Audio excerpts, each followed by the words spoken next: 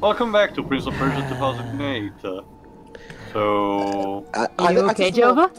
It's just Jova's enthusiasm. It's just the scars of that ending. They still are all pretty in due raw. time, Joe. But okay, anyway, since the previous part was a bit chaotic, let me, you know, refresh a bit on a couple of things that have been introduced.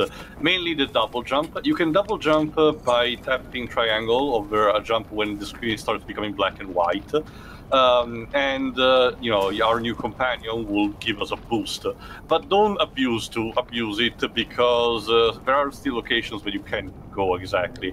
The R2 instead is used for your gauntlet. Now you can actually grind through rock walls using the gauntlet in order to, you know, not jump from high distance. So that's actually a neat touch that also incorporates the new design of the Prince. Circle instead is used for all the obstacles, quote unquote, or stuff that can help you, like the rings that you just saw, or for example, other minor, you know, protrusions that can help you reach higher places. So overall, there are different things that help the acrobatic ability of the Prince, which I appreciate. The problem is it makes it a bit scripted in a lot of places. Yeah, I would.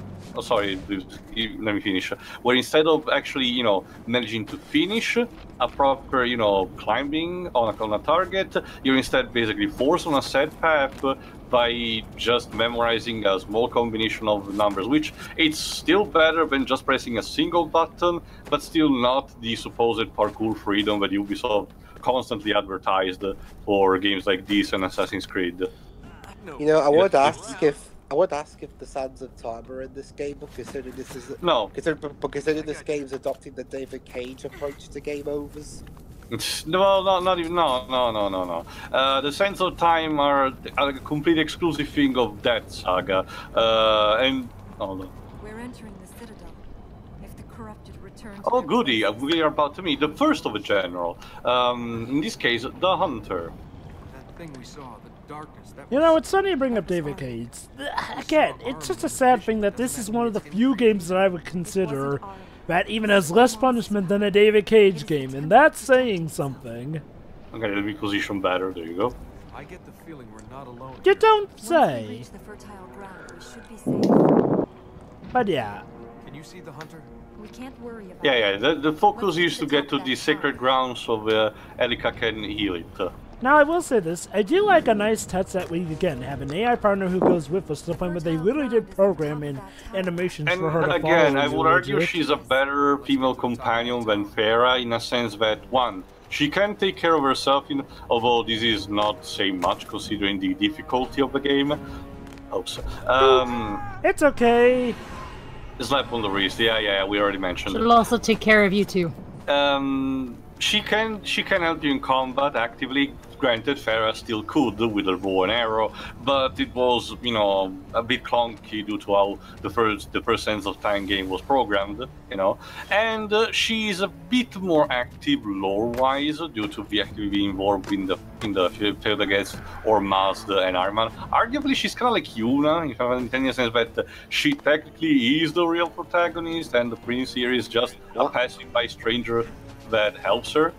But again, it's a good thing only on paper, because by the time we reach the end, all of this good characterization, both for story and in-game and gameplay-wise, will pretty much be lost, but it's something that's best to be seen. Also, yeah, apparently the Prince can also parkour like that. No. Just no. Basically, a bit of backstory. This game was actually kind of I'm gonna call it my second introduction to the Prince of Persia franchise. I call it my second because, believe it or not, my first introduction was actually by reading, of all things, a graphic novel about the Prince of Persia. Huh. In fact, I didn't even know the Prince of Persia was a video game series up until that point.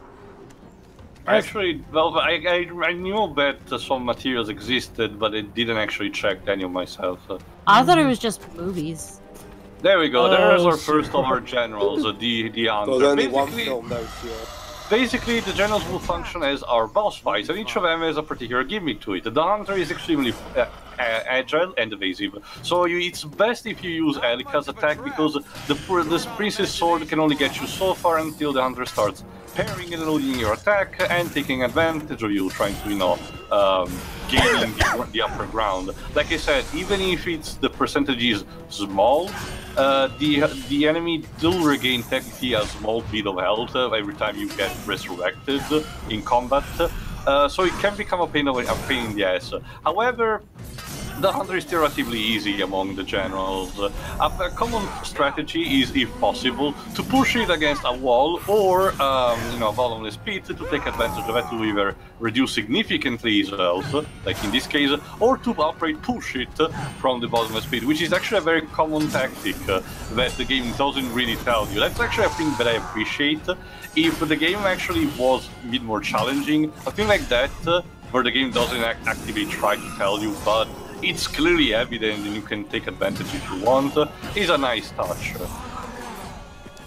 It is kind of a shame that they didn't choose to give that much character to the generals. Well, we do, but it's all about, tell it or don't show, because it's all told in the dialogues that you have with Elika. Like the Hunter, you'll get to know who the Hunter was, you'll get to know who the other generals was, because I get to tell, oh, this person was X, Y, and Z. He or she was doing X, Y, and Z when Ahriman basically came into her life and corrupted them by offering immense power. Anyway, this is the other gimmick. As soon as you clear one of the fertile grounds, Elika will position itself over it any minute now. And you need to start mashing the triangle button like crazy. Quick time events in my Prince of Persia game. Just what I always wanted. You don't really fail. You just keep pushing until she has, well, an orgasm, as you heard, and she heals the terrain. Goody. Like, it's not vanilla tier level of, excitement, but it's close enough. Anyway, clearing the terrain, it basically is very similar to Okami, where it basically transforms the land into this majestic, floral ground, like it was supposed to be before the corruption. And it unlocks, it also weakens a bit Elika, but don't worry, she gets fine soon enough. Hold on. It's nothing. It looks like it. The fertile ground is pure now. It will stop Ahriman using its energy. So he's trapped? No. We must heal the other fertile grounds. When you say words like fertile and orgasm like that, it doesn't leave much up to the imagination, honey. Especially when you're limping after the experience. The light seed. Take me to a light seed. If you're limping after having had sex, then I think something's gone wrong. You'd be surprised, Jib. You'd be surprised.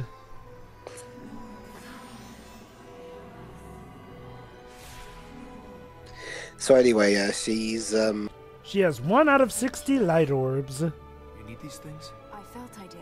Yeah, get 59 more. We can complete the collection and unlock the super secret special toy at the end. Huh, I honestly forgot about the unlockables in this game. There are unlockables? Oh yeah, there are some. Well, would you unlock a better art style? Not a fan of the art style, I'm guessing. We're safe. Not really, no. I mean, I have to say, I've definitely seen a lot better cel-shaded games. Yeah, it's got a weird cel-shading. Also, remember also the time this was made, 2008. It was very experimental, to say the least. I'm not saying that it's supposed to be an excuse, but also try to think, the bigger picture here. I'd still say, I honestly still say that this is actually still an impressive work. But anyway, let me say thing that it was mentioned. Unlocking the fertile grounds also unlocks these small global lights, kind of like Rayman's slums when you think about it. Right. And basically, these are your main collectibles. Collect as much as you can, because you kind of need those to unlock your basically basic power-ups and more fertile grounds as a result, because some of the fertile grounds are locked behind those power-ups. Despite being an open world game, you can get basically the power-ups in the order that you prefer.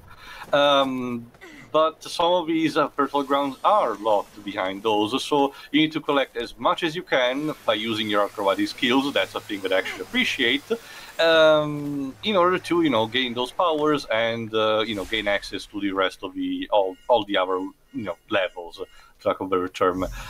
Mind you, it's not a difficult task, but it will be a bit tedious because there really are a lot of these going around. So basically, the game asks you to visit the level twice, sorta. Once for unlocking the fertile ground by, getting to the general and defeating it, and another to collect all of them. Possible a third time if the level contains a pressure plate that's tied to a power-up that you're not having at that moment. So as you can imagine, the game asks you a lot of backtracking, but considering the different stuff that you can do, both normally acrobatic and with the right power-ups, it's not too intrusive, but it's not suited for speedruns. I'll just say that. Anyway, you were saying, Pedro?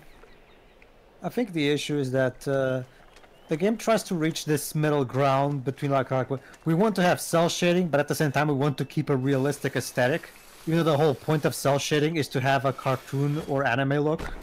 So I think the game is trying to somehow find a middle ground between the two, and I don't think it really worked as well as they hoped.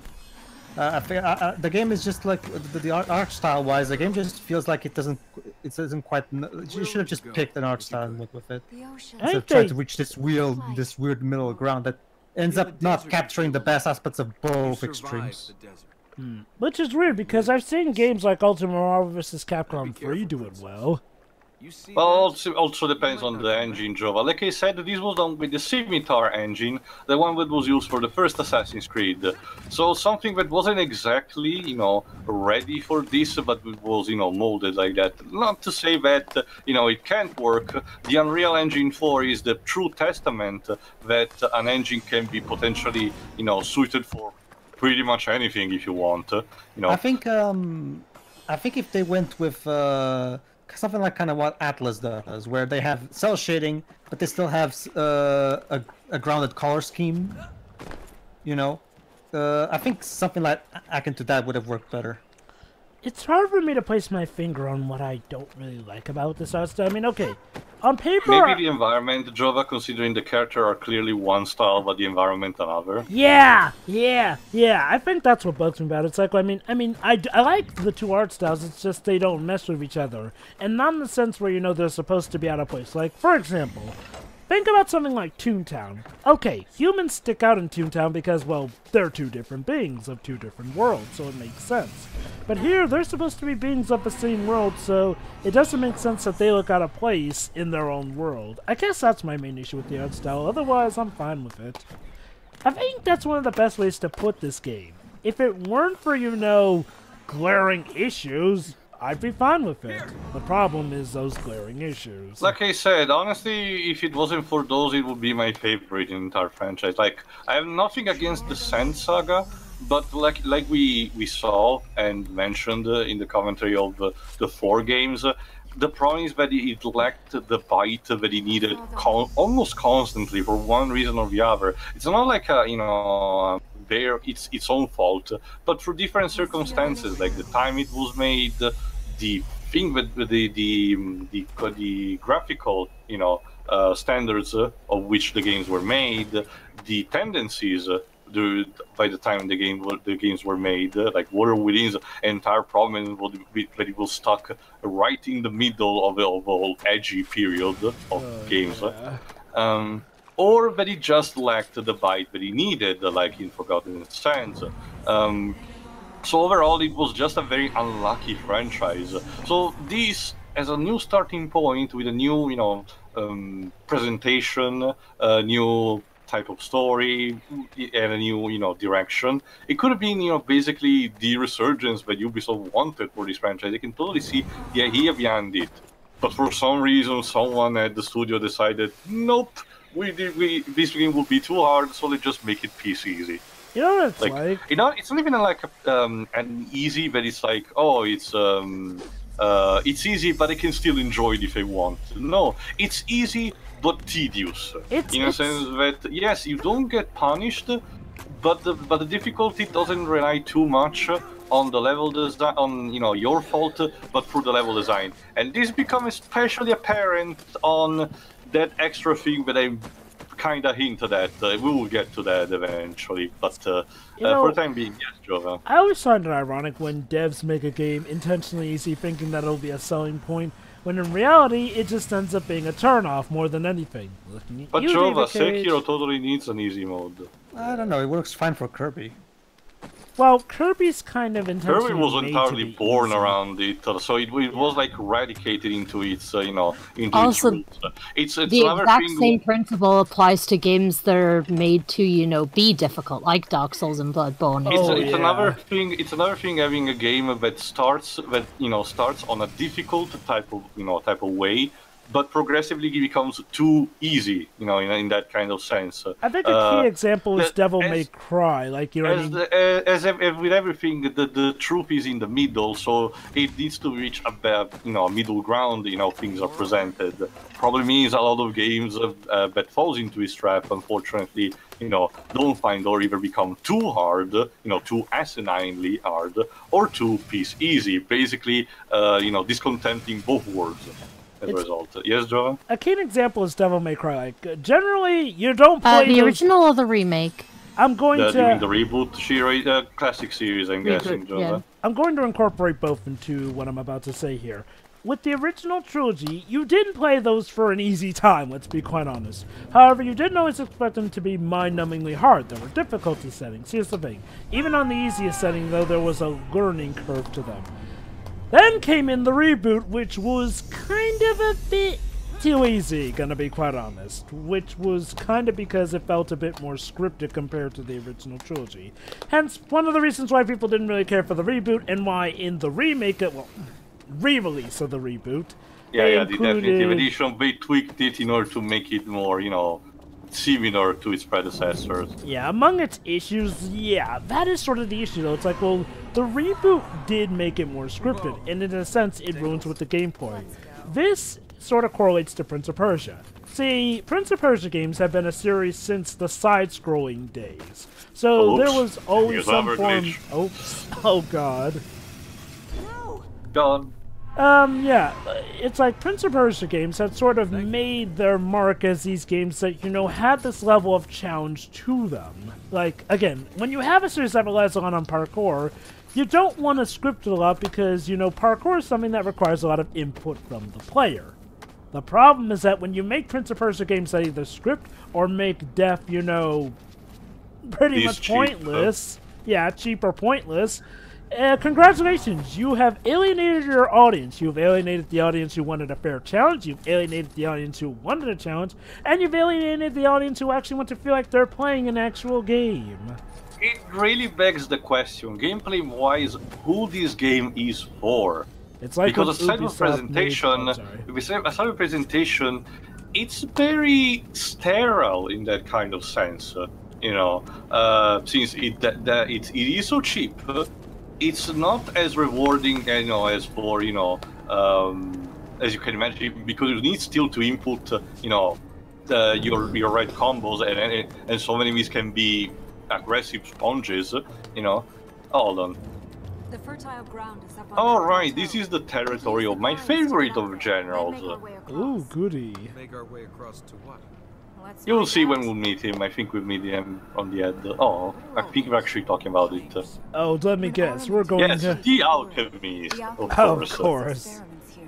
Does he have full metal on his side? Well, he has a claw, so... Lovely. Basically, see, we're going through the whole old guy who felt he was too frail and was about to die, so made a deal, in this case with Ahriman, in order to gain immortality, quote-unquote, and gain power. So therefore, he doesn't really have a weapon, but he manipulates that black substance that you've seen through these levels, tainted with the corruption. You will see when we'll actually meet him.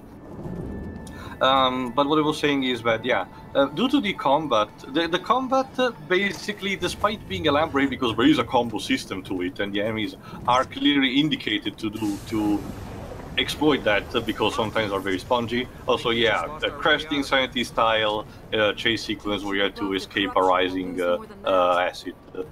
So the combat is elaborated, but the challenge is extremely low. The bar is set relatively low. The platforming, while there, is scripted and it still has the challenge set relatively low in itself. So really, who is this game for? Maybe it's for the same people who Not depends on the region, but you know, that's the entire point, being a reboot and all. And you don't really have managed to mesh your elements to to manage to attract exactly a new crowd, you know. So of course, as we mentioned in the first part, the logical thing that happened is that thing bombed. This thing bombed big time. Yep. You know, like it still sold like millions, but not as much as Ubisoft wanted. Ubisoft wanted this to be the next cash cow, and it really showed the Square Enix style, but it didn't because you know. Although funnily enough, like Tomb Raider, you know, despite not meeting sales projections, it's not like it killed the series. It still didn't. No, it didn't. As we mentioned in Forgotten Sands HD. Ubisoft still tried to salvage the franchise, going back to the Sands Saga after making a sequel to this game for Nintendo DS. Yes, yell to him. That'll get him to. Oh, that actually works. There you go. You just gotta yell to him, and that'll make him stop. Here we go. Hello. Wow, 2 generals already in one part. What is he doing? Undulating? He's shaking that booty, yo. He's very elusive with the attacks. So as usual, don't mesh too much your sword combos because you know it will not help you. It will not get you that far. I really do have to wonder, did they just not have money for voice actors for the generals? Like, it feels so weird with the production value. Actually, no. The hunter doesn't talk. 2 of the generals don't talk. But the other 2 do, and the alchemist is one of them. Let me check whose voice is it. But in the meantime, let me finish. Yes, technically speaking, the franchise didn't die. You know, Ubisoft tried desperately to pilot back to the Sands Saga as a result. But unfortunately, like we mentioned in Forgotten Sands HD, it wasn't the needle shot that the franchise desperately needed, and ever since the franchise has been dormant, which by 2019, where we're recording this, with E3 just been ended, you know, Ubisoft still has no real intention of continuing this. Honestly, I don't even know what Ubisoft's planning. It seemed like they had an idea the last 2 years. I went with acceptance this time in the sense that I'd rather prefer things to stay this way instead of Activision fucking out things more. But at the same time, part of me really does think it's kind of a waste that the franchise is being, you know, laid there and no one is doing anything with it. It's really sad that Activision are using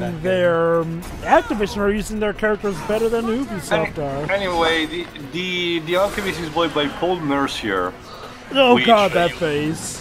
Which, if you don't remember, Jova is the official voice. It has been the official voice actor for a long time of Leon Scott Kennedy before Matthew Mercer. Well, speak of the devil. Be alert. He might return. All right, time to heal this fertile ground. Time to button mash. Yes, thank you. Unfortunately, it doesn't mean.